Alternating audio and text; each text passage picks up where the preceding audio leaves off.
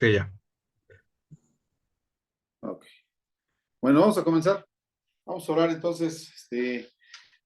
No le vamos a decir al hermano Bisuet que ore porque va manejando.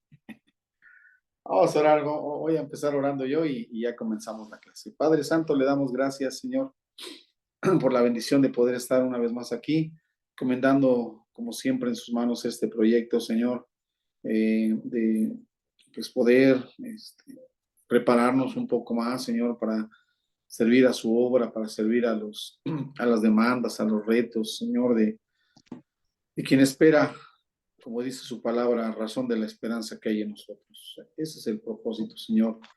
Y queremos pedirle por la vida de todos los hermanos que están participando de esto, que usted nos dé el entendimiento, que nos dé la sabiduría, Padre, y que nos dé también el ánimo para seguir adelante con esto. Comendamos todo lo que se haga este momento, en este medio, en sus manos, en el nombre de nuestro Señor Jesucristo. Amén. Amén. Bueno, no sé cómo hacerle para ver ya los vi. Ahí está. Bueno, Dios les bendiga, hermanos. Pues vamos a continuar. Estamos en Cristología, ¿verdad? Estamos en el bloque de Cristología. Apenas íbamos a empezar a ver la naturaleza divina, ¿sí va? ¿Alguien está conmigo? Este, pues ya la vimos, lo último que nos dictó fueron el punto 3, punto 4 y punto 5. La naturaleza De, de sus promesas, los atributos divinos y los oficios divinos. ok, lo dictamos, ¿verdad, hermana? Sí, con sus subpuntos. Ok, sí, sí, sí, ya recuerdo, hermano. Muchas gracias, hermano Nay. Entonces, déjeme ver, vamos a platicar un poquito de eso. Nada más que aquí ya sabe, estoy batallando con esta cuestión uy, santo Dios, ahora no encuentro el programa, pero bueno,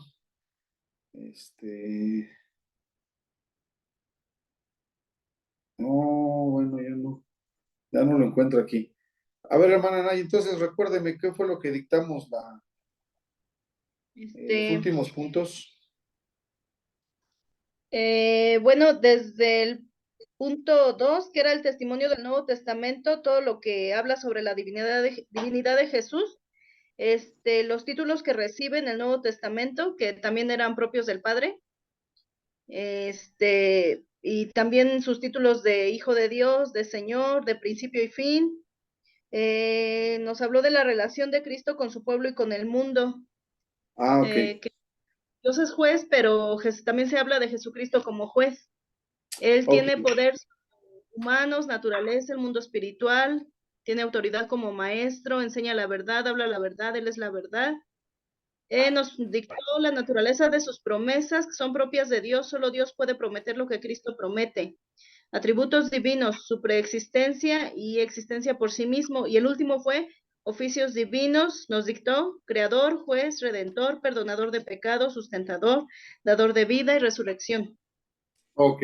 Gracias, hermana Nay, sí, ya lo recuerdo. Bueno, vamos a pasar entonces al siguiente tema, hermanos, que ustedes también saben, y que es la famosa unión hipostática. ¿De dónde viene, hermano?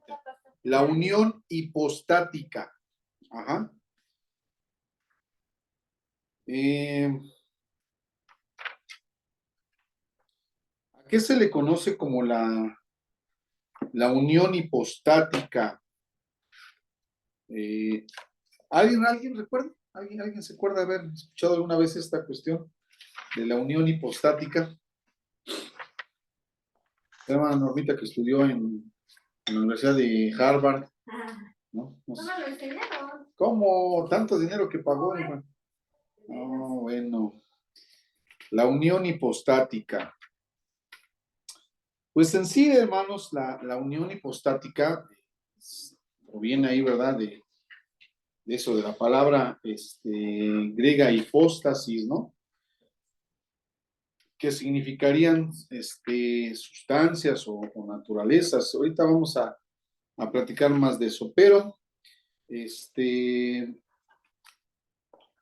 el punto aquí es que este tema también ha sido controversial a lo largo de los siglos,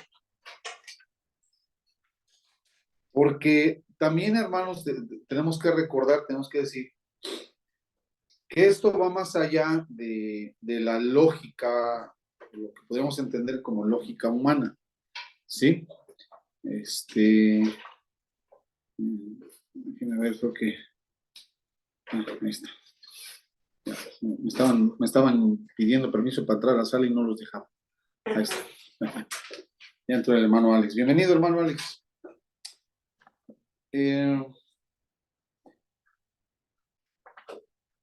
Supera la lógica humana porque no hay nada en la naturaleza humana también que se le parezca. Esto parte de lo que hemos venido viendo. La segunda persona de la Trinidad es eso, es una persona en la cual habitan dos naturalezas. Jesús, o el Señor Jesucristo, es el único ser que puede tener, que de hecho la tiene. De hecho lo es, ¿sí? No hay nadie más, nadie. Ni siquiera el Padre ni el Espíritu Santo tienen esta cualidad, ¿verdad? Porque el Padre no se encarnó y el Espíritu tampoco se encarnó. Ajá.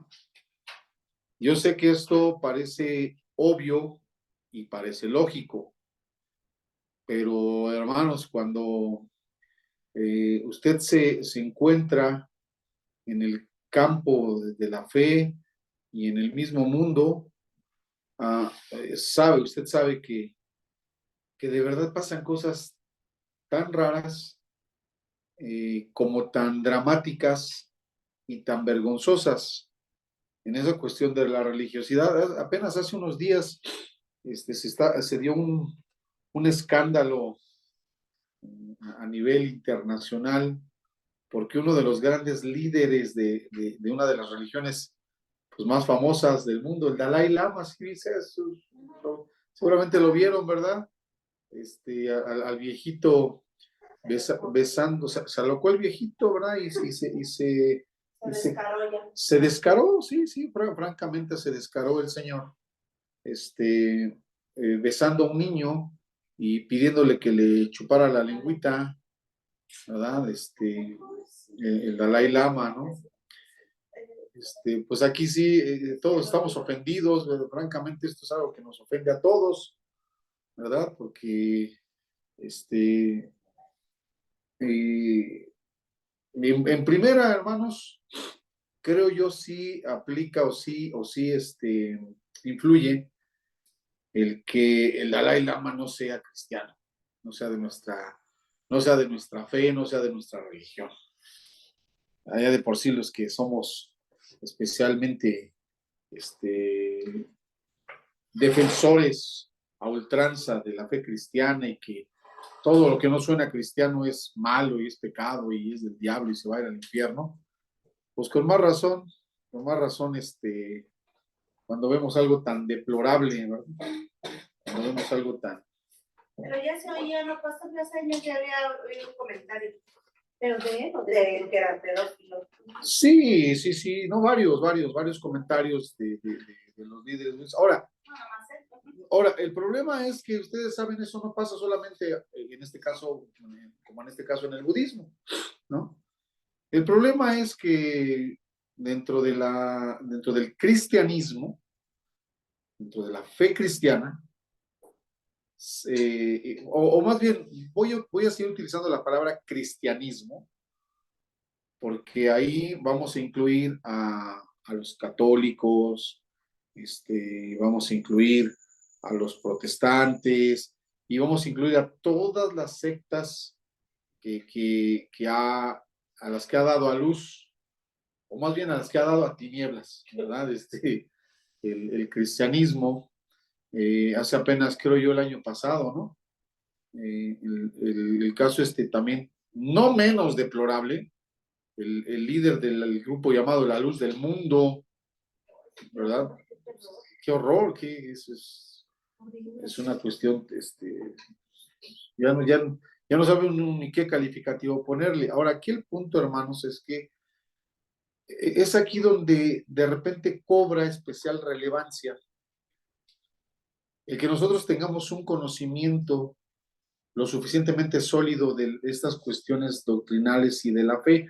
Vuelvo a repetirlo, no solamente la teología, es que los teólogos y que la teología.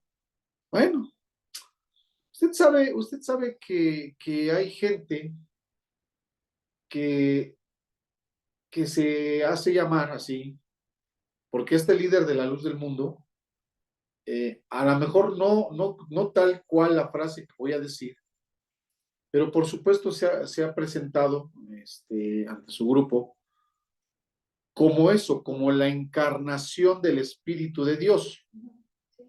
¿Sí? La encarnación, o sea, cuando este hombre hablaba, él decía que habla, ¿verdad? El Espíritu de Dios, aunque ellos no creen, fíjese, algo curioso, La Luz del Mundo es un grupo que no cree en la Trinidad. O sea, la Luz del Mundo, los grupos como La Luz del Mundo, no son grupos trinitarios, son grupos, los llamamos unitarios. Ajá.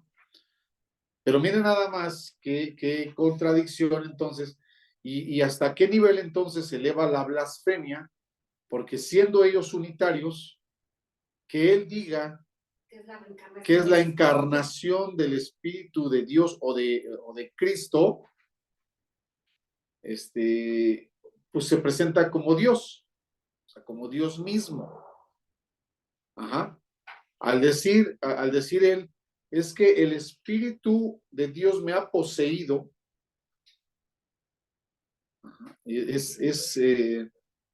yo sé, bueno, que ustedes podrán decir, ¿verdad? Hermano, pero son ellos, pero ve hasta dónde las implicaciones de ese tipo de creencias. Vuelvo a repetir, cualquiera de nosotros podrá decir, bueno, hermano, pero esos son ellos. A nosotros nos queda claro que no. Sí, hermano, pero de todas maneras, cuando se trata de exponer la fe ante el mundo, porque aquí ya no estamos hablando solamente de dar clases en el instituto, ¿verdad? Eso es muy fácil. Bueno, en buena onda lo digo, dar clases, pues en serio, no, es que aquí se están riendo. No, en serio, dar clases en un instituto es muy fácil. No, lo digo bien, mire, le voy a decir por qué. Le voy a decir por qué es tan fácil dar clases en un instituto. Mire, porque en primera, normalmente, y lo digo así con la lealtad, los tengo aquí a ustedes, los presenciales, y tengo mis hermanos que están en línea, pero todos me conocen, ¿no? Todos me conocen. La hermana Rosita, la hermana Naye, por supuesto, la iglesia, está mi hijo, está Fanny, está el hermano Alex, ¿no? Yo se los digo así con ese cariño y con ese respeto.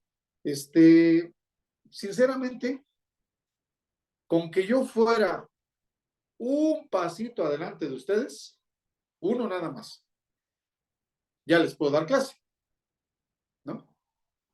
O sea, con un paso adelante, ya les digo, yo ya les comparto una clase a ustedes.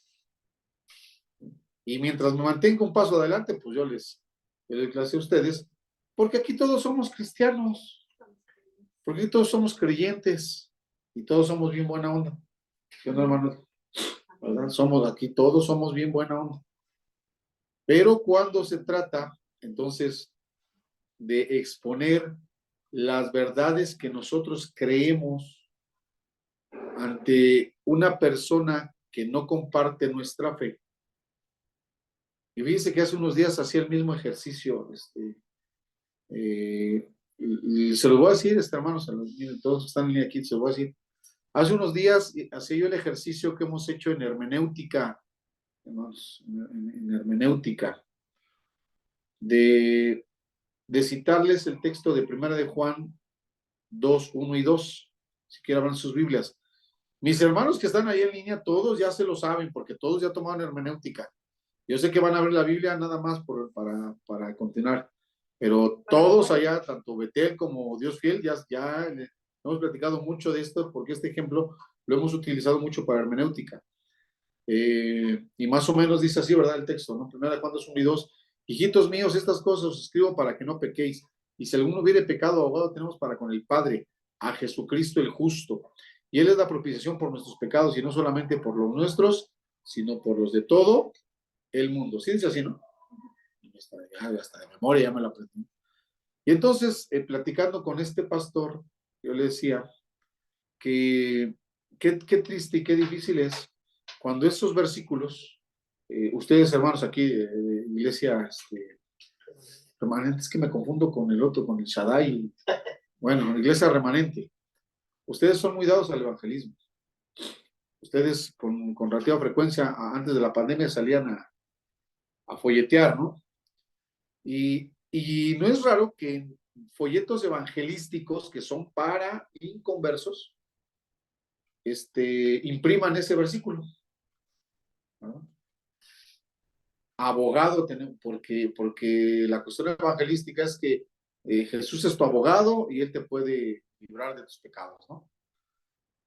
Pero entonces le decía yo a este pastor lo mismo, le decía, a ver, pastor, pero ¿qué es lo que sucede si en una de esas, gracias a Dios, una de esas personitas a las que le repartimos ese folleto donde viene impreso el texto que estamos leyendo, le pusiera tanta atención y uno se goza, ¿no? Ay, gracias, Señor, ya lo está leyendo. Y luego se goza uno más cuando vemos que se regresa porque nos va a preguntar algo y decimos, ya cayó un alma para el Señor, gracias. Ya está. Dice, oiga, mire, es que pues estoy aquí leyendo y pues me gustó mucho lo que dice aquí. Nosotros estamos ya, ¿verdad? Cantando el poderoso de Israel y el aleluya de Handel y toda esa onda, ¿no? Y después, nada más que aquí no le entendía a esta palabra, es que Él es la propiciación. ¿Qué es propiciación? Y entonces ahí empieza uno a reprender al diablo, ¿verdad? Fuera espíritu de incredulidad, fuera espíritu de ignorancia, ¿verdad? No, usted no le importa, usted mire, la mucha letra mata y no sé qué, porque qué terrible. No sabemos qué es propiciación. Ese nada más es un ejemplito de lo que nos pasa cuando se trata de explicarle, ya no a los hermanos que vienen al instituto, aquí repito, está bien chido aquí. No, cuando nos dicen allá afuera, explícame. Y luego si usted se encuentra con un seguidor de la luz del mundo allá afuera, donde le dice, es que mi líder tiene al Espíritu de Dios. Y cuando Él habla, nos habla el Espíritu de Dios. Estoy hablando de una secta, ¿eh? Pero ¿qué les parece, hermanos? ¿Qué te parece, Fanny, cuando tú escuchas a un pastor cristiano decir, es que en este momento voy a dar una palabra, fíjense, ¿no? Que el Espíritu Santo me está revelando. Después de un momento de esos emotivos de alabanzas, yo lo digo, hermanos, con mucha tranquilidad. Agradezco a Dios el conocer a las 3 iglesias que están aquí representadas. Y puedo decir con mucha gratitud y con mucho, ¿cómo decirlo? Pues eso, con gratitud, que sé que son iglesias sanas. A lo mejor no sean iglesias prósperas y poderosas y todo ese rollo, ¿no? Pero son iglesias sanas. Conozco a sus pastores y son ministros sanos. Pero ¿qué decir cuando dentro del mismo ámbito evangélico se encuentran frases como las de las sectas, ¿no? Es que estaba orando y el Espíritu Santo me reveló una palabra. O es que en este momento el Espíritu, sí, yo siento aquí la presencia aquí del Espíritu. Oh, aleluya, aleluya. Todos guardan porque el Espíritu va a hablar en este momento. ¿Qué le parece? El Espíritu va a hablar en este momento. Como siempre veo a la hermana Naye, mire, la hermana Naye está aquí, pero cuando empieza a concentrarse, se proyecta como a Jerusalén, la hermana Naye. O sea, se va a Jerusalén allá, se va al Santo Sepulcro. A ver, hermana Naye, regrese de allá del Santo Sepulcro de Jerusalén. A ver, hermano. ¿Qué piensa, hermana, cuando alguien dice así, en este momento, o sea, cuando un hombre, un predicador, un pastor dice, en este momento va a hablar el Espíritu de Dios? Que no, para empezar, si dijera que es una nueva revelación o que Dios le reveló algo nuevo, que pues no hay más revelación, ya está, ya está cerrada, ya, dice que Jesucristo fue esa última revelación, porque dice, en otro tiempo nos habló por los profetas, pero en este tiempo nos ha hablado por el Hijo. Y entonces el mismo canon ya está cerrado, ya no puede haber nueva revelación. Si acaso algo hubiera, yo creo que puede ser iluminación de comprender un pasaje, pero eso tuvo que haber sido en su estudio bíblico. O sea, mientras él se preparaba para dar su predicación, ahí sí es probable que diga, oigan, hermanos, yo no había entendido bien este pasaje, pero el Señor me dio esa iluminación para poderlo comprender, para que yo se los pueda enseñar a ustedes. Pero no hay nada nuevo, no hay nada, ni siquiera que el Espíritu Santo pueda revelar ahora algo nuevo. Ya está Ok. todo lo que tenía que estar. Y a la expresión, el Espíritu va a hablar en este momento. Es una manipulación. Oh, O sea, hermano. Oh. yo pienso que es una manipulación para que entonces su congregación piense que lo que él va a hablar, eso es de Dios. Ok, Y que ellos deben tomarlo como cierto sin cuestionarlo, ok, cuando no es así. ok. Gracias, hermana Naye. Arrancó aquí usted 3 sonrisas de los hermanos que están aquí. Esbozaron una sonrisa, o sea, así. Ok.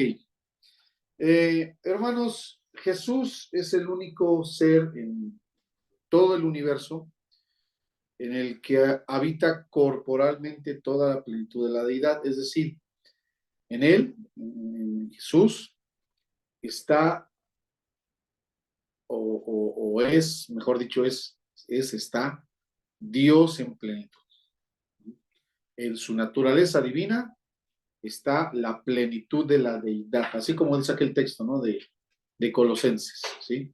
En él está la plenitud de la deidad, pero nada más, nada más.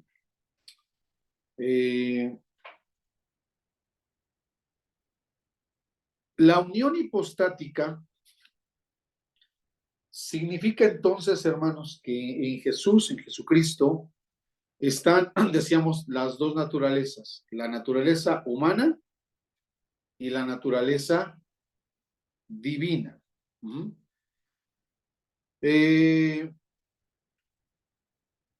Aquí es cuando de pronto, ¿verdad? Ya en el entendimiento, hace unas semanas preguntábamos si Jesús podía haber pecado, o sea, si cabía la posibilidad de que pecara, o si esto no era posible, o sea, no era factible.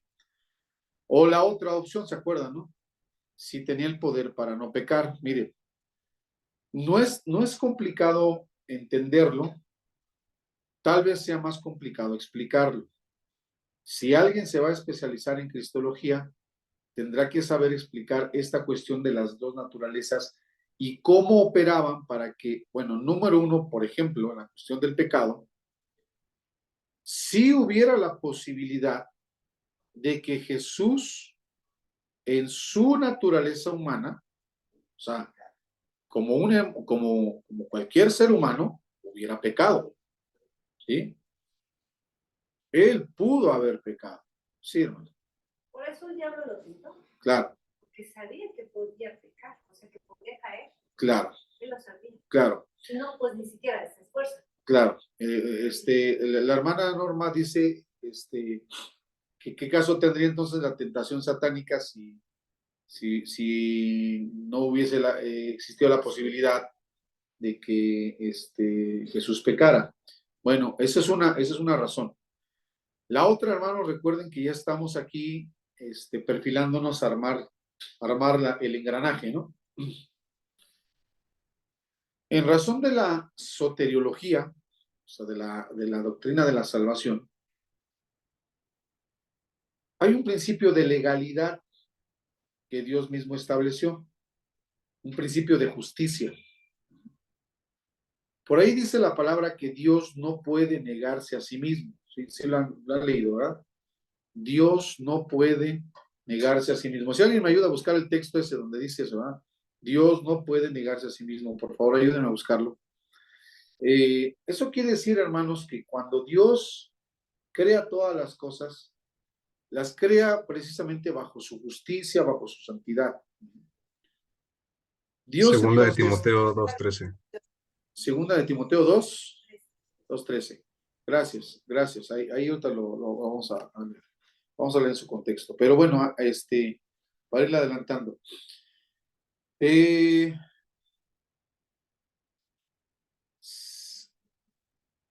Dios establece las reglas, ¿no? Y cuando el ser humano transgrede esa palabra, como paréntesis digo, fíjese que me gustó mucho una de las enseñanzas del hermano Beto. Les platico, hermana Rosita y hermana Naya, que el hermano Beto también está compartiendo clases en el instituto de aquí de la Iglesia Remanente los sábados. Y me gustó mucho el concepto que él maneja, que en vez de ley, como nos han enseñado, es que la ley de Dios. Él dice que en realidad para los israelitas, el pueblo judío y demás, no es tan exacto llamarle así a los libros, a la palabra, a la Biblia, la ley de Dios, sino que más bien hay que llamarle así la palabra, ¿sí? Porque ley tiene más una connotación de eso, de legalismo, de legalidad, pero cuando los israelitas escuchaban la palabra, o sea, en el hebreo es dabar, ¿sí? Dabar, que significa palabra, la palabra da vida, o sea, la palabra misma es vida. O sea, si el Nuevo Testamento se hubiese escrito en hebreo, en lugar de que Jesús se hubiese conocido como el verbo o el logos, se hubiera conocido como el dabar de Dios, la palabra. Entonces, cuando Dios da su palabra, pues, ahí sí, para que vean, como dice aquel himno antiguo, su palabra es la ley. Es así, ¿vale? O sea, la palabra es irrefutable, irrevocable, y aún por Dios mismo. Cuando el ser humano transgrede, él podía, Dios en su amor, podía haber simple y sencillamente perdonado y haber salvado a su hijo, ¿no? A sus hijos, haber dicho, yo los amo tanto, son mis hijos, que yo los salvo porque quiero salvarlos. Eso es actuar como nosotros actuaríamos, ¿no? Sin pedir nada. Sin pedir nada, pero nosotros actuamos sobre esa, casi siempre actuamos sobre esa base, ¿no?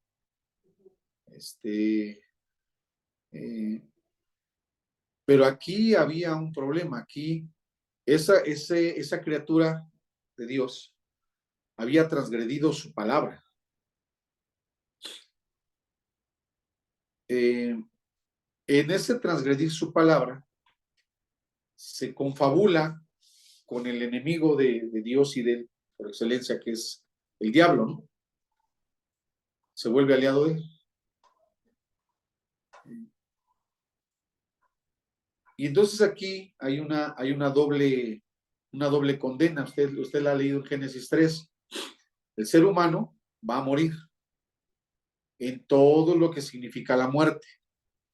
No solamente el deterioro físico y la muerte esta, ¿no? La primer muerte, como le llama Apocalipsis, sino que la paga del pecado lo lleva a la segunda muerte, que también habla Apocalipsis, ¿no? A la segunda muerte. Ajá. Entre tanto suceda eso, también la otra implicación de esta transgresión a la palabra es la maldición de la tierra, ¿no? Del mundo. Maldita será la tierra por tu causa. Así le dijo Dios, ¿no? Y desde entonces la tierra también está bajo maldición. Por eso hoy todo lo que vemos que sucede son los efectos de esa maldición. ¿Sí? Bueno. ¿Cómo le va a quitar o cómo se quita esa condena? El trámite legal, lo voy a decir en estas palabras, el trámite legal es que Dios creó al hombre y le entregó al hombre la administración del mundo, ¿sí? De todo lo creado, ¿sí? Es uno de los principios de administración, Rosita, hermana Naya, que estamos viendo allá, ¿verdad? Estamos en administración, en mayordomía. Pero al transgredir la palabra, el ser humano le entregó el dominio a Satanás. Ahora, insisto, Dios en su soberanía y en su todo poder, simple y sencillamente pudo haber llegado así como el papá, ¿verdad? Al que va llorando su niño porque el vecino que es más grande le quitó el cochecito, ¿verdad? Y el niño va y le dice a papá, es que el Pepito me quitó mi carro, igual papá, ¿verdad? Y se atraviesa la banqueta o la mamá, ¿verdad? No quiero imaginar, no quiero imaginarme a la hermana Betty, ¿verdad? Y se atraviesa la calle y simplemente le dice, a ver, este carro es de mi hijo, ¿verdad? Exactamente. Y se lo quita, así. No, hermanos, aquí había todo un procedimiento legal, porque lo voy a decir en esta frase, a ver si no, también me lo tachan ahí, ¿verdad? Como un atentado a la fe ortodoxa. Pero lo voy a decir así, Dios es justo hasta con el diablo.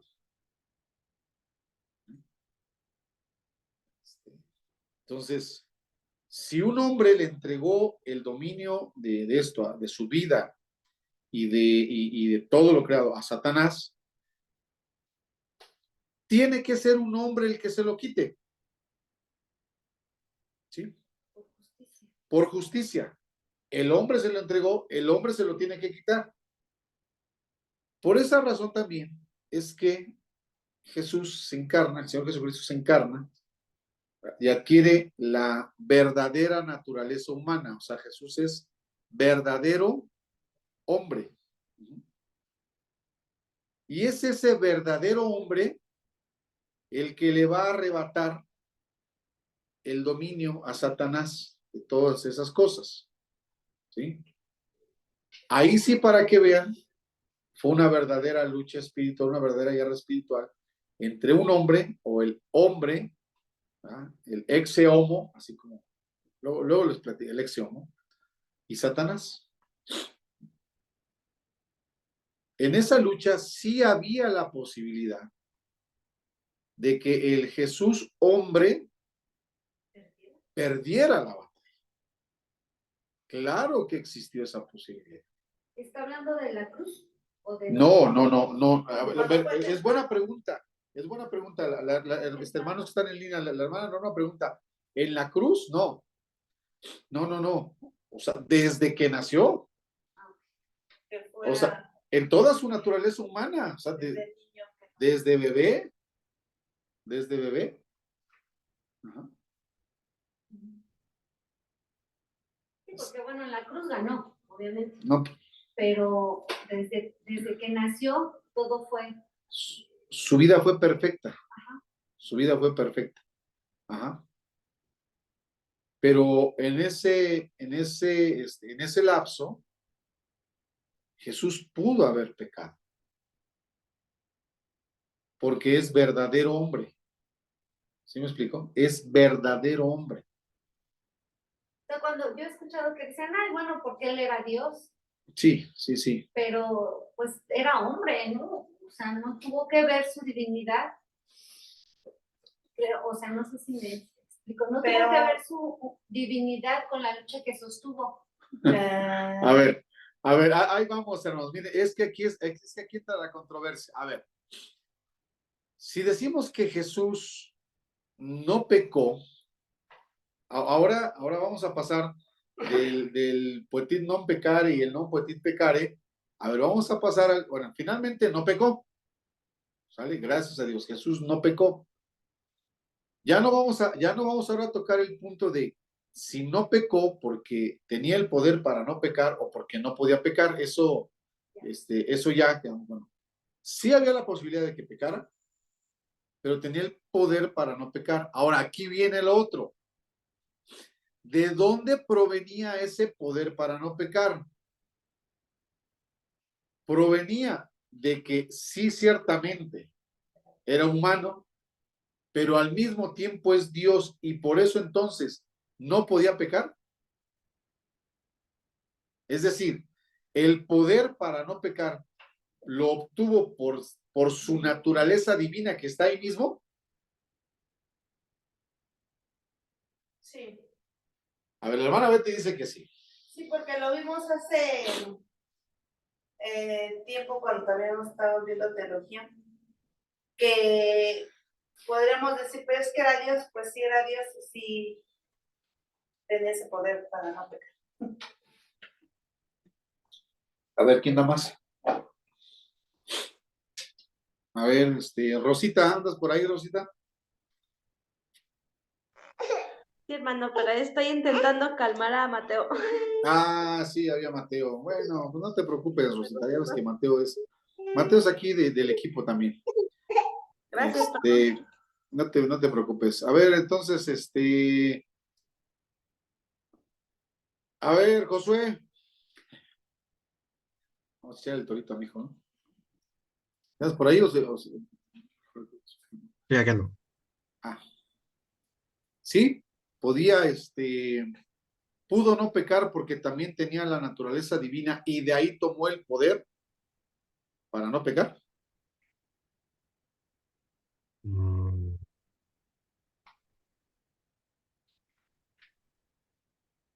Pues no sé, o sea, es como lo mismo, ¿no? De la otra opción, de Ajá. decir que no tenía la posibilidad de pecar, solo que cambiaría la razón a porque también era Dios, ¿no? O sea, es lo mismo a final de cuentas. Entonces, eh, pues no, creo que no.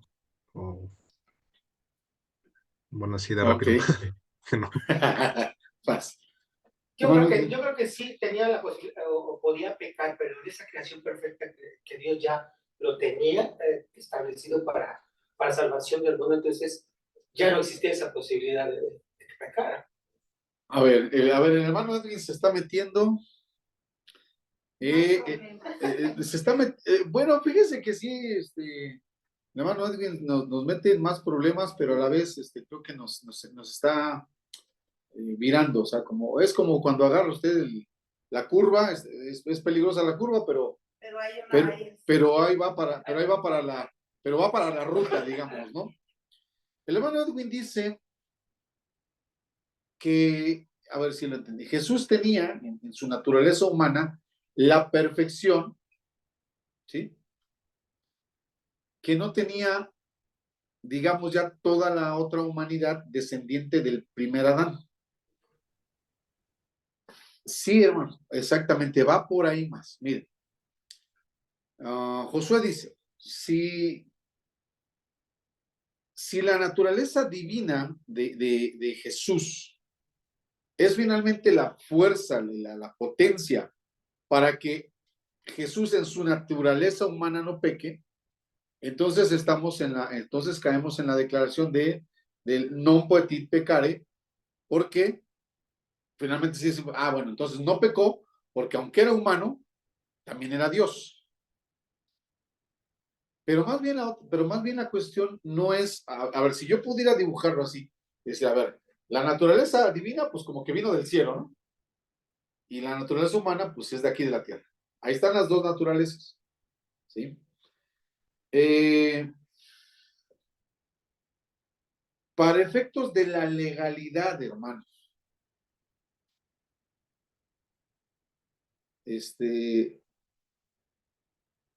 Jesús tenía que ser el hombre sin pecado, o utilizando la figura del Antiguo Testamento y de la ley, el cordero sin mancha que fuese sacrificado, ¿sí? Entonces, en ese sentido, Jesús tendría que haberse, lo voy a decir así, haberse portado bien en su naturaleza humana desde siempre. Me detengo ahí porque la hermana Betty tiene un comentario. A ver, hermano. Por ejemplo, Adán tuvo la voluntad de pecar y Jesús también tuvo la voluntad de no pecar. O sea, sí podía, pero él no. Muy bien, muy bien. Muy bien. Ya ve cómo sí sirvió el volantazo, hermano. Bien. Ya hasta la hermana Betty se acomodó otra vez. Efectivamente, hermana Betty, no sé si alcanzaron a escuchar allá, mis hermanos en línea. La hermana Betty ya se mete a la cuestión volitiva, o sea, de la voluntad, ¿sí? Cuando Adán es creado, esto lo vamos a ver en antropología bíblica, ya lo vamos a ver más a detalle. Más allá de la tricotomía y dicotomía y todo ese rollo, lo que sí es un hecho es que los seres humanos estamos configurados o constituidos con tres cosas, ¿no? Tres elementos, tres conceptos. Tenemos una inteligencia, tenemos una parte emotiva, o sea, los sentimientos, y tenemos una voluntad. Somos seres volitivos, se dice. Volitivo de voluntad, hermano, no me voy a gustar que volitivo de, no, de voluntad. Adán es creado en libertad porque Adán posee una voluntad. Ojo, hermanos, para los que se quieran especializar en antropología bíblica y quieran, y van a tener que, por supuesto, saber la famosa cuestión del libre albedrío, y sentimientos, emotivos. Para los, van a tener que saber algo, o por supuesto han escuchado algo de lo que es el famoso libre albedrío. Bueno, déjenme decirles que ni siquiera los buenos arminianos, los buenos arminianos, no entienden el libre albedrío, o sea, no lo confunden con la voluntad, no lo confunden del todo, ¿vale? El libre albedrío es una filosofía que dice que el ser humano tiene la capacidad de decidir entre lo bueno y lo malo, así, la capacidad por sí misma. El hecho de entender que los seres humanos tenemos una voluntad no significa propiamente capacidad, ¿sí? No es capacidad. Porque desde el principio, cuando Adán es creado y le es dado una voluntad, esa voluntad está, digamos, sujeta, a su vez, a la voluntad de Dios. De tal manera que el ser humano, al decir es libre, se entiende que es libre porque el vivir bajo la voluntad de Dios lo hace libre. Ajá. Cuando el ser humano deja de vivir bajo la voluntad de Dios, no lo hace porque sea libre. Dijo, es que yo en mi libre albedrío decidí ya no seguir a Dios. No. Esa voluntad del ser humano que estaba sujeta a la voluntad de Dios, ahora pasa a estar esclavizada a la voluntad del diablo o del mal. ¿Sí? De tal manera que la filosofía, porque eso fue un término filosófico, no fue un término teológico, no fue un concepto teológico, de origen no. El libre albedrío, al menos desde el punto de vista de lo que dice la Biblia, se equivoca al decir que el ser humano es libre de decidir. No, el ser humano nunca ha tenido esa libertad, entre comillas, de decidir por sí mismo. O está bajo la voluntad de Dios o está bajo la voluntad del mal.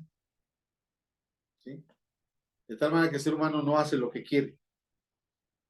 El ser humano, el primer Adán, se rebela contra la voluntad de Dios, o sea, decide dejar de estar bajo la voluntad de Dios para someterse. Nada más hay dos, Nada más, la voluntad de Dios o la del Dios. o la de, exacto, no la de uno.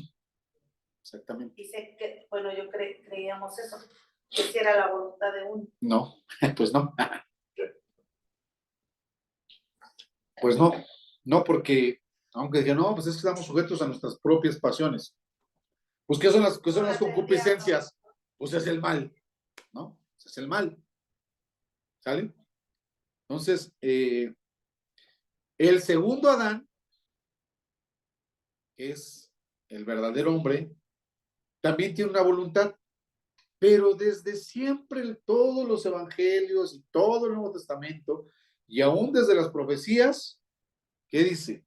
Que está escrito de mí. He aquí vengo para hacer tu voluntad. Y hasta el Getsemaní, ¿cuál fue una de las últimas frases de Jesús? No se haga como yo quiero. No se haga mi voluntad, sino la tuya. Cuando empieza su ministerio, Jesús nos enseña a orar diciendo, Padre nuestro que estás en los cielos, santificado sea tu nombre, venga tu reino y hágase tu voluntad. Es decir, Jesús en su naturaleza humana no peca porque él decide no salirse nunca de la voluntad de su Padre. Esa misma, digamos, esa misma capacidad, ahora sí voy a utilizar la palabra capacidad, la tuvo Adán. O sea, esa oportunidad también la tuvo Adán de decidir no salirse de la voluntad del Padre, de Dios. No comas del árbol, no comas de eso. Si él no se sale de esa voluntad, no hubiese habido todo lo que vino después. ¿Sí me explico? El segundo Adán no peca porque decide no salirse de la voluntad del Padre en su naturaleza humana. Pero ¿dónde está entonces en realidad el poder?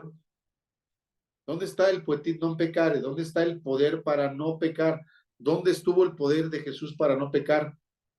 Pues en la sujeción, en el sometimiento que siempre tuvo al Padre. No nace, efectivamente, hermano Edwin, no nace con la naturaleza humana caída, porque él es engendrado por obra y gracia del Espíritu Santo. O sea, él es el segundo Adán, el hombre perfecto. Todos los seres humanos que venimos después de Adán ya participamos de la naturaleza humana caída. Ahí no hay trampa de Dios para con el diablo. Ahí no hay trampa. Ya estamos bajo la voluntad del diablo. Sí, o sea, lo que el catolicismo puede llamar el pecado original, ¿verdad? O eso, la naturaleza humana caída, la naturaleza humana pecaminosa. Todos después de Adán. La expresión, todos en Adán pecamos. Algunos la han tomado y dicen, bueno, ¿yo qué culpa tengo de que Adán haya pecado y ahora yo estoy pagando? No. O sea, la expresión, todos en Adán pecamos, quiere decir, ya todos nacemos con esa naturaleza o esa tendencia a pecar. ¿Sí? Cuando el verbo se hace carne, cuando es engendrado por obra y gracia del Espíritu Santo, no hay trampa. No hay trampa. En este caso, el tramposo sería el diablo si le reclamara a Dios. Mira, Dios, no seas tramposo, ¿eh? Me estás mandando un hombre que no trae naturaleza humana pecaminosa. Dios le podía haber contestado. ¿Fue así con Adán? Yo envié a un hombre sin naturaleza humana pecaminosa. Él decidió salirse de mi voluntad. Ahora te mando a este segundo Adán, por así decirlo, ¿no? Estoy enviando a este segundo Adán, igual que el primero, con una naturaleza humana no tendenciosa al pecado. Ahí no hay trampa. No, porque Adán era así. Porque Adán era así originalmente. Y así es Jesús. En su naturaleza humana, Jesús no carga ese volantazo, hermano. Ahorita ya lo enderezamos, ya agarramos la recta, hermano. ¿Sale? ¿Vale? La diferencia entre el primer Adán y el segundo Adán es que este segundo Adán, que es Jesús, se mantiene en la voluntad del Padre. Se mantiene, se mantiene, se mantiene. Y hasta el final se mantuvo. Acabamos de recordar la Semana Santa, ¿no? El consumado es, ¿no? En el griego, hermano, tetelestai, ¿no? Consumado es. Sí, hermanos, el consumado es eso precisamente. El ser humano perfecto, el ser humano que no pecó y que por eso puede subir a la cruz en esa calidad humana para arrebatarle al diablo lo que el mismo ser humano le había entregado muchos años antes. Sí, hermano. Pastor, entonces, no sé si tenga que ver esta pregunta. Cuando nosotros venimos a Cristo, entonces, ¿bajo qué voluntad estamos? ¿Bajo la de Dios?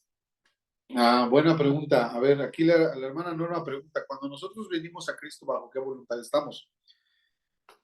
Bueno, aquí viene esto, miren. Aquí vamos a entrar a los rollos pentecostales, ¿eh? Y nos vamos a ir metiendo ya, no, casi no hemos tocado neumatología, pero el siguiente bloque de repaso va a ser la neumatología, la obra del Espíritu Santo. Ajá. Qué bueno por las preguntas que están surgiendo. Cuando los seres humanos ordinarios como nosotros, si me permiten, voy a utilizar las frases coloquiales. Aquí no, digo, para avanzarle, ¿no? Para avanzarle. Me eximo ahorita del lenguaje teológico. Cuando los seres humanos ordinarios aceptamos a Cristo, ¿sí? Y somos convertidos, ¿sí? Sucede algo, aquí aguas con el pentecostalismo, ¿sí? Vamos a hablar del pentecostalismo. Algunos se van a especializar en neumatología, y yo sé que los buenos pentecostales, aquí no nada más remanentes, sino allá también el Centro Cristiano Betel. Gracias a Dios ya están los bautistas. Ay, bendito sea el Señor. Mira, gracias, hermano Vicente, qué bueno que está ahí. Los que hacen el balance, bueno. Los buenos pentecosteses hablan de un bautismo en el Espíritu Santo. Que tiene que ver con algunos dicen, hablan en lenguas, ¿no?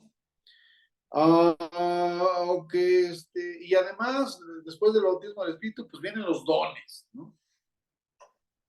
Ya les he dicho que yo, como buen pentecostés, creo en todo eso.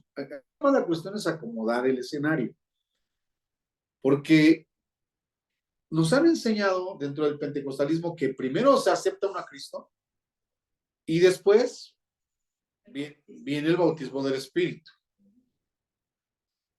¿Sí? Si nosotros entendemos por bautismo en el Espíritu que primero entró Cristo y tiempo después, ¿verdad? Como hermano Bisuet, ¿verdad? Como dirían los bautistas convertidos al pentecostalismo, ¿verdad? No, es que mire, yo soy cristiano desde hace 20 años, pero como estuve en la iglesia bautista, pues no había yo recibido el bautismo del Espíritu. Y fue hasta que me vine con el hermano Samuel a congregar, que ahí recibí el bautismo del Espíritu. 20 años de cristiano, hermano. Bueno, pues es ahí donde... Algo andaba mal. Sí, algo andaba mal, ¿no? Pues todos los que andan ahí a las iglesias bautistas, por eso le digo al hermano Vicente, hermano, hermano, ya conviertas a la verdadera fe, hermano, pero no entiende el hermano Vicente, pero bueno. Pues hermanos, eso es una enseñanza que ustedes como buenos pentecosteses podrán seguir enseñando y sosteniendo. Pero ante preguntas como las que acaba de hacer la hermana, bueno, entonces, ¿bajo qué voluntad estamos cuando ya estamos en Cristo? Pues vamos a aceptar a Cristo. O cuando lo aceptamos, ¿bajo qué voluntad? No, a ver, ya le entendí la pregunta de la hermana Betty. Sí. A ver, la hermana Betty nos la pone más sabrosa todavía, ¿ves? Todavía no, apenas vamos. Cuando apenas vamos a aceptar a Cristo. Muy bien, hermana Betty, caramba, no, sí se está poniendo chido. A ver, cuando apenas vamos a aceptar a Cristo, ¿verdad? Esos testimonios tan bonitos de que es que yo ya estaba, y el Señor empezó ya a tratar conmigo. Apenas el sábado el hermano Vicente nos daba su testimonio, ¿eh? El hermano Vicente vive en Ecatepec y fue a escuchar el evangelio a Tlacomulco. Allá le predicaron en Atlacomulco, viviendo en Ecatepec, allá, por allá por las tierras toluqueñas, le fueron a predicar al hermano Bisuet. Y alguien, muy bien, hermana Betty, alguien podría preguntar, a ver, ¿bajo qué voluntad estamos cuando ya estamos en ese camino a la conversión? Si estamos ciertos, hermanos, de que no es decisión propia, porque recuerde usted que, por ejemplo, el Génesis nos dice, que el Génesis 6, mal no recuerdo, dice, que vio Dios desde los cielos y miró que el pensamiento de los hombres era de continuo solamente el mal. Pablo, muchos años después, va a venir a citar ahí en la iglesia de los romanos una palabra que dice, por cuanto todos pecaron. ¿Sí? Efectivamente, ¿bajo qué voluntad ya estamos? ¿No está operando ahí ya la voluntad de Dios? Ya está operando la voluntad de Dios. Ahora, esa voluntad opera, a ver, hermanos, ya estamos entrando a soteriología otra vez, en el convencimiento, eso lo estamos viendo allá en el Instituto de los Martes, hermanos, ¿verdad? Una de las grandes obras del Espíritu Santo es convencer al mundo del pecado. El Espíritu es el que nos convence. El Espíritu hace que nuestra voluntad, cautiva por el mal o hasta por el diablo, ¿quién puede liberarnos de esa cautividad? Nadie puede liberarnos de esa cautividad si no es el Espíritu de Dios. Por nosotros mismos no vamos a ser libres nunca. Entonces, es la voluntad del Espíritu de Dios la que empieza a obrar sobre esa voluntad sometida por el mal, sometida por el diablo, y nos empieza a perfilar. ¿No? Muy bien. Finalmente, nos convertimos. Muy bien, hermana Betty. Entonces, ahora regresamos a la pregunta. ¿Bajo qué voluntad estamos? Si nos convertimos, vamos a estar bajo la voluntad de Dios. Pero ¿cómo hacer que esa voluntad no vuelva a hacer lo que hizo Adán en el huerto? Pues es que ahí está, porque entonces la gente que ya se convirtió y vuelve a lo mismo de antes, entonces... Bueno, ok. ¿Pasó? Ok, bueno. Pues ahí está, hermanos. Ahí cuando se especialice, usted se va a especializar en soteriología, Oye, que tú, Cristología, que no. ahí se va a especializar en soteriología la hermana, ¿no? Porque es la que está muy soterióloga hoy. Bueno, hermanos, simple y sencillamente tenemos entonces, para regresar a esto, tenemos que decir que Jesús, como el verdadero hombre, en su naturaleza humana no peca, porque como el primer Adán, nacido en perfección, Jesús es el ser humano nacido en perfección, en esa voluntad decide nunca salirse de la voluntad del Padre, y por eso no peca. ¿Sí? Es decir, Jesús decide guardar siempre la palabra de su Padre. Ajá. La naturaleza divina de Jesús, entonces, sí va a operar en su ministerio, en su andar en esta tierra, sí va a operar, pero no propiamente para evitarle, digamos, el pecado. De hecho, Dios como Dios, Jesús como Dios, también dice la palabra, Dios no tienta a nadie, ni él puede ser tentado por nadie, por el pecado, vaya. Entonces, cuando Jesús es tentado, está tentado en su naturaleza humana. Y el hecho de no pecar obedeció a qué? Bueno, obedece a que Jesús obedeció al Padre, cosa que no hizo Adán en el Edén. ¿Sí me explico? Jesús, esa fue la gran diferencia. Porque los dos tienen la naturaleza divina, también Adán. Ahora, ya nada más como aplicación para cerrar con la pregunta de la hermana Norma, es que si los seres humanos ya convertidos, fíjese bien, no con una naturaleza humana perfecta, sino más bien como nuevas criaturas. ¿Por qué podemos ser hechos nuevas criaturas? Bueno, por dos cosas. Una, primera, por el sacrificio de Cristo. Su sangre nos limpia de todo pecado. Primera de Juan 2, 1 y 2 nos dice que no volvamos a pecar. ¿Sí? ¿Cómo le hacemos para no pecar? Nos fue dado el Espíritu Santo. ¿Sí? De tal manera que el que peca, yo sé que a lo mejor aquí alguien pueda, no, hermano Samuel, ¿cómo está usted diciendo eso? No, no, porque era menos mil. Pero si fuera hijo de Dios, sí me podría hacer así. Hermanos, cuando pecamos, es porque resistimos al Espíritu Santo. No, no, porque entonces ya no tendríamos salvación. Eso es otra cosa. No es menos grave. O sea, no la estoy aligerando. No es menos grave. Es muy grave. De hecho, a lo mejor si viéramos el pecado como eso, porque a veces ¿qué es el pecado? Lo justificamos con el entendimiento erróneo de la naturaleza humana. Es que seguimos siendo humanos. Ponga usted que sí, bueno, ya somos cristianos, ¿no? Eso sí, gracias a Dios, pero seguimos siendo humanos. Es ahí donde la pastoral falla si enseña esas cosas, ¿no? O sea, sí, por supuesto, seguimos siendo humanos, pero hoy tenemos al Espíritu Santo. ¿Sale? O sea, por eso no hay tanto que, hermanos, revolvernos con la naturaleza humana y divina y la unión hipostática de Jesús. No, nosotros no tenemos dos naturalezas. Voy a retomar lo que venía diciendo al principio. No hay ningún ser que tenga una naturaleza divina. Por eso, líderes como el Dalai Lama y como mi tocayo, el de la luz del mundo, Samuel Aarón, y demás pastores que ostenten con frases, con actitudes, ¿verdad? O con cosas no explícitas, sino implícitas, que el Espíritu va a hablar a través de, pues se equivocan. Se equivocan, eso no puede ser. Eso no puede ser.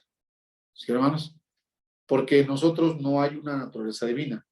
En nosotros está voy a utilizar otro concepto, la presencia de Dios, la presencia divina. ¿Sí? Y también ahí en antropología vamos a platicar más de eso, ¿sale? Porque yo me acuerdo que un tío mío, que Josué cada que lo ve lo abraza. Creo que la última vez que vio Josué a ese tío mío del que estoy hablando, lo vio allá en el Estadio Azteca, en un evento de esos de 1 millón para Jesús. Y hasta el Josué se tomó un montón de fotos. ¿Sí te acuerdas, Vani, que se tomó unas fotos ahí con mi tío, ahí el José abrazándole? ¿Quién es tu tío? No, hermano, no, porque eso sí va a ser ya chisme. Me están preguntando aquí que quién es mi tío. No, ese es chisme local. Ese es chisme local. No, es chisme local aquí, ¿no? Y ese tío mío es tan chistoso, mi tío, que una vez estábamos allá en la iglesia de otro tío, este sí es tío de Josué, fíjese, y ese tío es papá del primo preferido de Josué. El primo preferido, apenas lo fue a ver creo que el viernes se lo puede a ver a su primo preferido. Estamos en la iglesia de ese pastor y se armó una de esas tardes que después me tocó predicar a mí, fíjese, nada, que me tocó predicar a mí, pero después de eso se armó una idea de esas tardes de ministración y de alabanza, ¿no? Conforme estábamos en un terreno ahí nada más con una lona, porque si hubiéramos estado en un lugar techado, se cae el techo de la danzadera que hubo. No, hombre, como 1 hora brinque y gritando y aleluya. Y no, una cosa maravillosa. Y ese tío mío se acerca y dice, hoy fue el día. Hoy entró Dios en mi cuerpo. Así. Bueno, hermanos, todo ese tipo de excentricidades y locuras se dan en nuestras iglesias. Y eso es por no comprender estas verdades.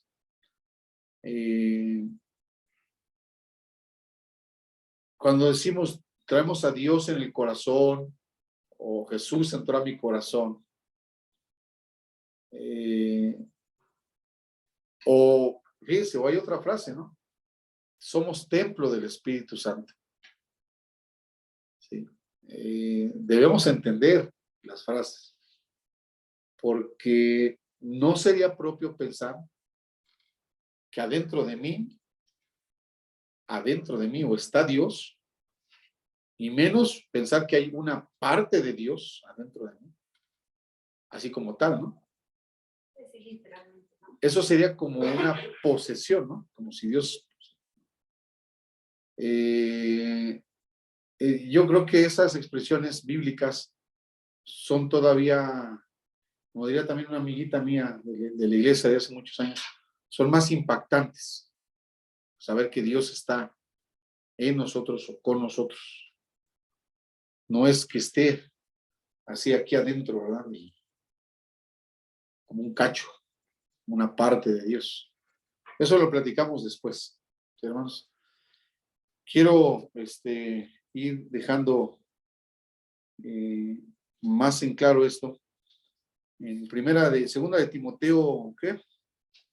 2:13. 2:13.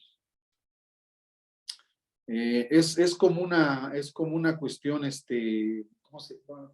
Dialéctica, que empieza desde el 1, Pablo hablándole a Timoteo, tú pues, hijo mío, esfuérzate en la gracia que es en Cristo Jesús, lo que has oído de mí ante muchos testigos, esto encarga a hombres fieles que sean idóneos para enseñar también a otros.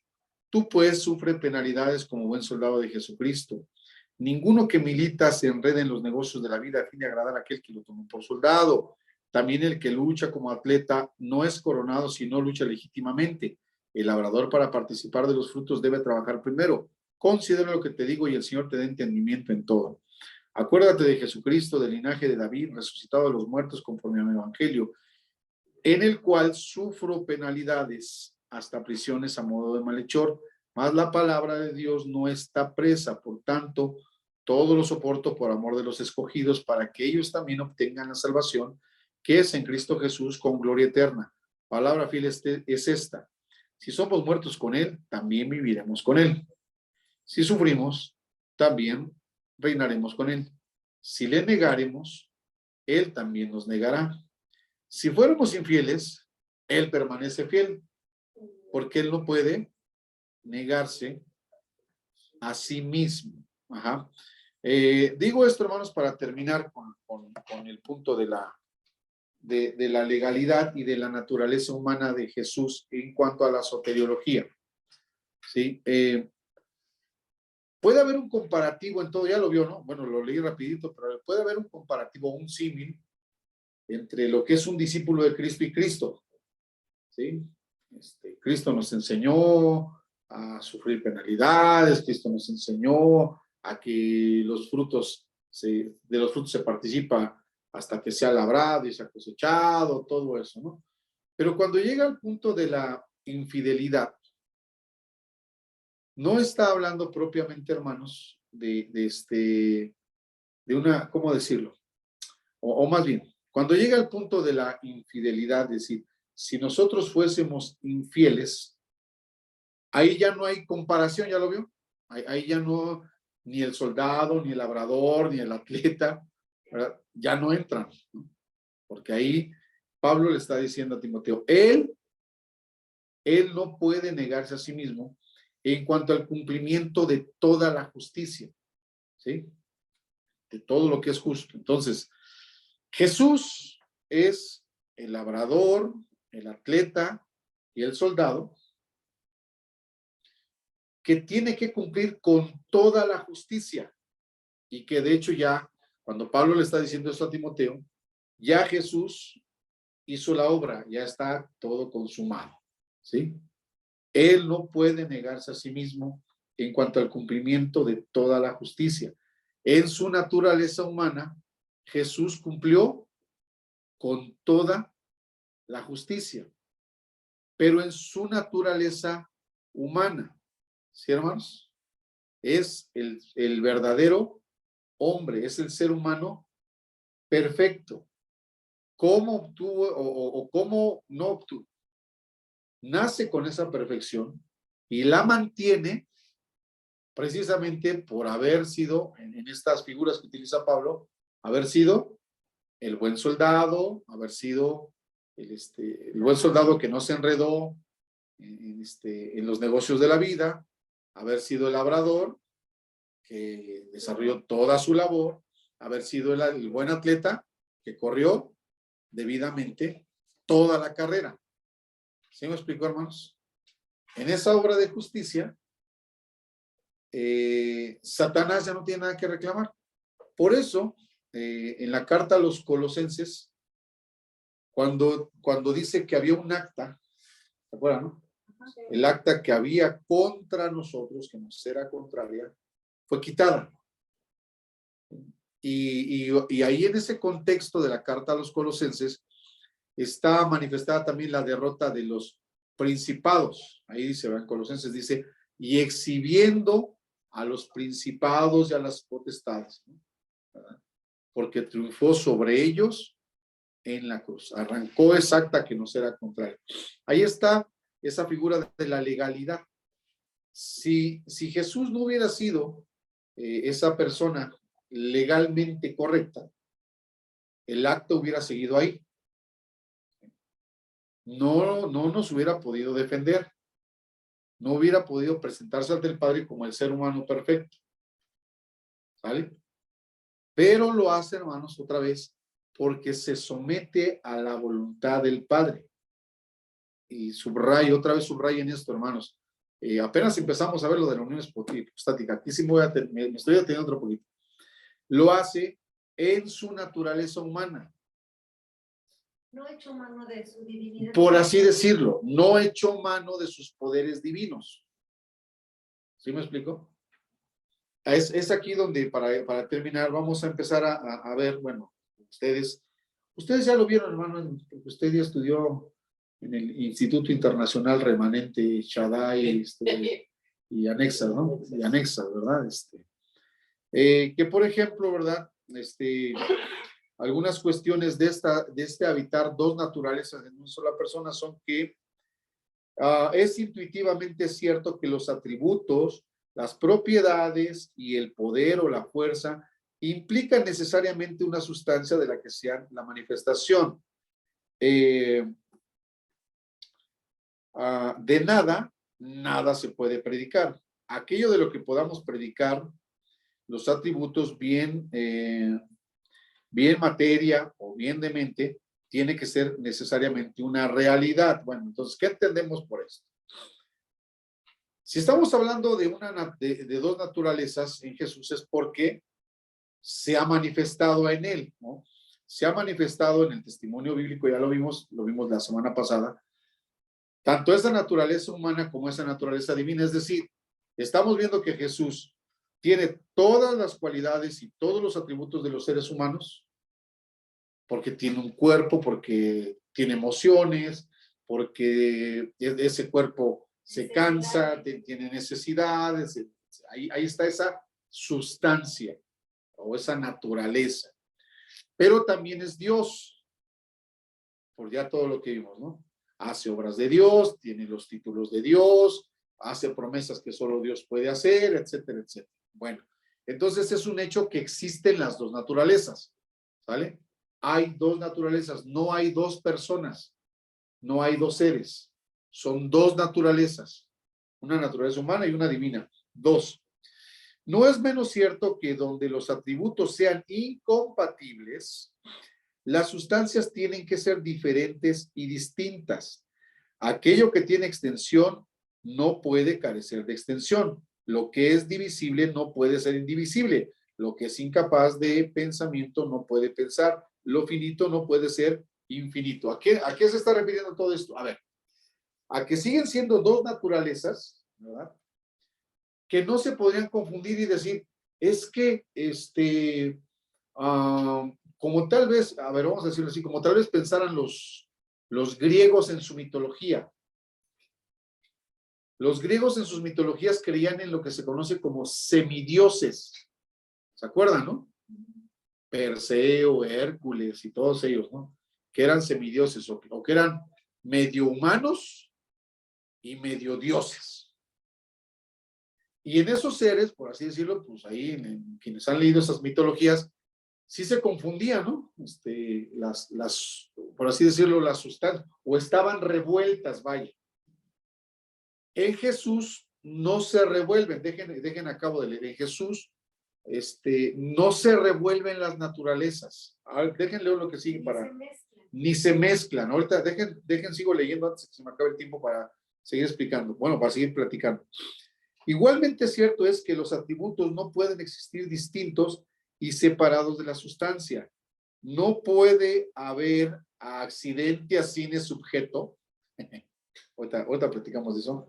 O en caso contrario, podría haber extensión sin nada extendido y pensamiento sin nada que piense, ¿sí? Es decir,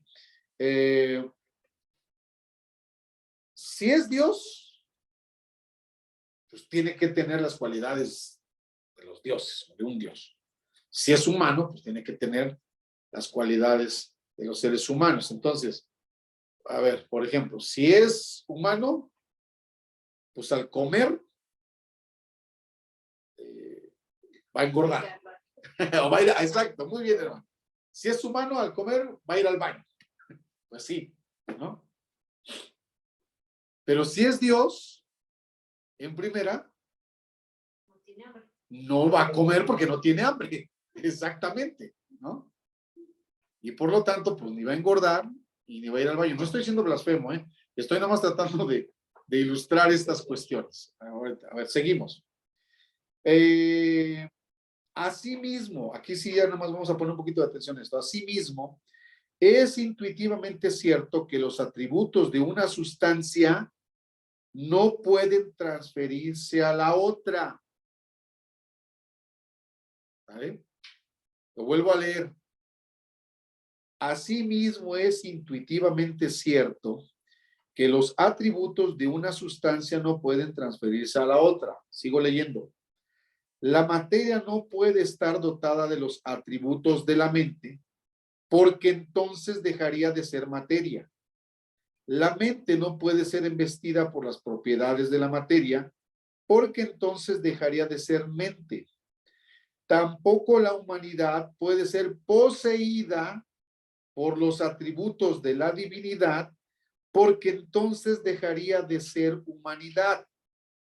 Esto es solo decir que lo finito no puede ser infinito. Hablando en términos generales, estos principios han sido reconocidos como axiomáticos, son axiomas, ¿no? En toda la historia del pensamiento humano, y la negación de los mismos pone fin a toda discusión. A ver, aquí es donde se pone también interesante esto, ¿no? Si Dios llega, por eso estoy platicando de eso desde hace rato, si Dios llega y nos posee, o sea, se posesa de nosotros,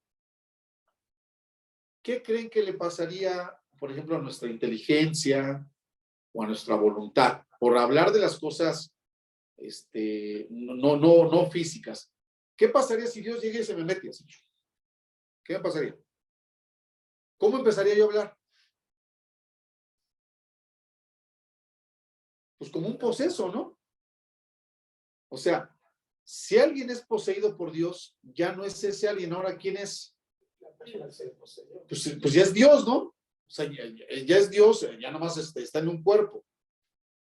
¿Sí me explico? ¿Sí me explico, Norma? Sí, hermanos, ahí en línea. Pero por eso no pasa.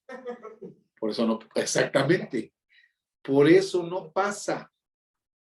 Por eso no podemos nunca decir y nunca aceptar ni a ningún líder que digas que en este momento el Señor está aquí o ahí está. Y el Señor dice, cuidado, porque en ese momento ya la naturaleza humana desaparece.